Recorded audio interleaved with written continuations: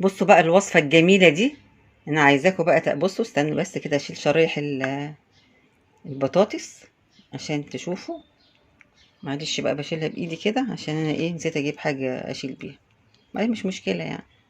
بعدين انا حاطة كمان عيدان البقدونس فمدارية. بصوا شايفين الصباع عامل ازاي؟ بصوا، على فكرة ده مش ورق عنب. تعالوا بقى اقول لكم ايه ده وشوفوا بقى انا بعملته ازاي. يلا بينا. بسم الله الرحمن الرحيم. خير ما نبدأ به الكلام ذكر الله والصلاة والسلام على سيدنا محمد صلى الله عليه وسلم. النهاردة هنعمل حاجة بدل. بصوا شايفين الورق ده؟ عارفين ده ورق ايه بقى؟ حذروا فزروا من بابا. بصوا ده النهاردة انا كنت تحت كده، شجرة التوت طبعا عمالة بتنزل توت غرقت الأرض.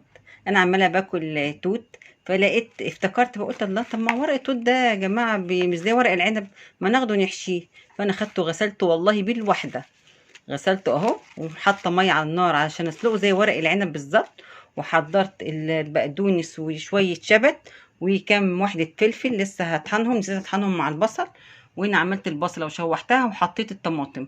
هحط بقى البقدونس عليها واحط الخلطة طبعا كلها، وهسلق ورق التوت. واجي بقى اقول لكم شكله عامل ازاي. على فكرة طعمه حلو جدا. اقول لكم انا مرة كنت عند ناس وكانوا جايبين لي حاجة زي كده فباكلها، قالوا لي انت عارفة ايه ده؟ قلت لهم لا. قالوا لي ده ورق جميز، وكانوا حاشينه زي ورق التوت. كان طعمه حلو جدا جدا جدا. فورق التوت برضو رائع وحلو قوي قوي. انا دلوقتي هسلقه وبعد كده هنشوف شكله هيبقى عامل ازاي. الميه هي غليت اهي، هنزل عليه بالملح وهنزل بورق التوت. واحنا بنحط بقى كده في الميه السخنه. تعالوا نعرف فوائد ورق التوت. فوائد ورق التوت ده بقى بينظم السكر في الدم، وبيساعد كمان على خفض يعني اللي عنده ضغط مرتفع، بيساعد على ان هو بيخفض كمان الضغط المرتفع. وكمان بيساعد في حالات فقر الدم اللي هي الانيميا. وكمان اللي عنده درجة حرارة عالية ده هو كمان ورق التوت بيخفضها.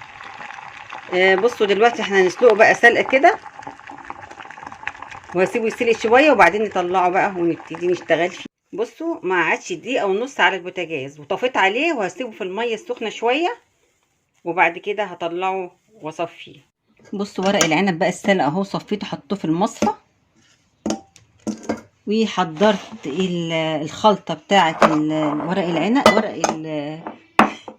ورق التوت اللي هي الصلصة. والصلصة طبعا بالبصلة، وحطيت عليها كمون وكزبرة وكزبرة ناشفة وكمون وكزبرة وفلفل اسود وملح الحقيقة بتاعها طبعا انتوا عارفين. وحطيت كمان اهو فلفل حراق اللي عايز عشان تبقى كده اكلة يعني تبقى حرشة.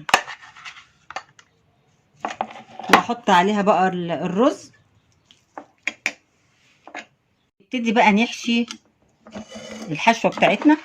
ده شوية كزبرة بتاع دي اسمه ايه، بقدونس، وشوية شبت فاضو هبقى احطهم على الوش او اي حاجة. لو الشبت ده انت لو عايزة تحطي حطي، مش عايزة تحطي مفيش مشكلة. الشبت ده بيدي طعم حلو. بصوا جبت بقى ورقة العنب، ورقة التوت اهو، واحط شوية الرز. بتعمليه معاملة المحشي عادي يعني، هو مش معجزة. اهي بتحطيها كده اهو كده، وبتحشيها عادي خالص اهو كده اهي. ورقة كمان، يعني الناس كلها بتحشي خس، ورق خس، بتحشي ورق عنب، بتحشي حاجات كتير من الاوراق دي. مش معنى يعني ورق التوت يعني اللي زعلانين منه. اهو شوية خلطة كده اهو، وبنعمل كده وبنلف. اكمل بقى عشان ما اضيعش الوقت كله في اللف معاكم. وكده بعد ما حشيته بقى، عندك شوربة تسقي بيها، عندك مية حطيها بس حيقيها. بسم الله الرحمن الرحيم.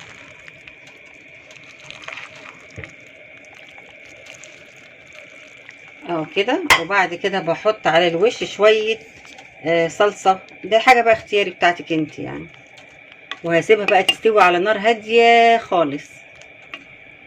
اهو بصوا بقى كده بتغطيها بالشوربه وعليها شويه الصلصه كده حلوين عشان يدوا طعم وتطلع بقى كده حاجه ايه، حاجه جميله قوي زيكم كده. بصوا بقى بعد ما اتشربت وشربت كل الشوربه بتاعتها واستوت خالص اهي، هطفي عليها واغطيها واسيبها لحد لما تبرد. وبعد ما تبرد بقى اقلبها على طبق كده ونشوفها وندوق عشان اجري ريقكم زي كل مره. وندلق بقى في الطبق كده. بسم الله الرحمن الرحيم.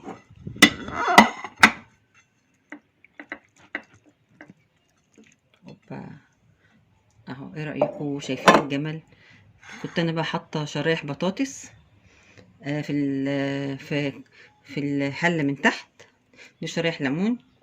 النهارده بقول بدل جوزي كده، بقول له دوق كده ورق العنب اللي انا عاملاه، فكل واحده بيقول لي احلى مره عملت. شو مفيش فايده، مهما تعملي ومهما تتعبي يعني برضو كله مش حلو، ودي احلى مره. بيقول لي احلى مره عملتي فيها ورق العنب. قلت له طب ده مش ورق العنب. قال لي بس جميل جدا. يا رب تكون الوصفه عجبتكم وتعملوها وتجربوها، وبألف هنا وشفا ليكوا لما تعملوها.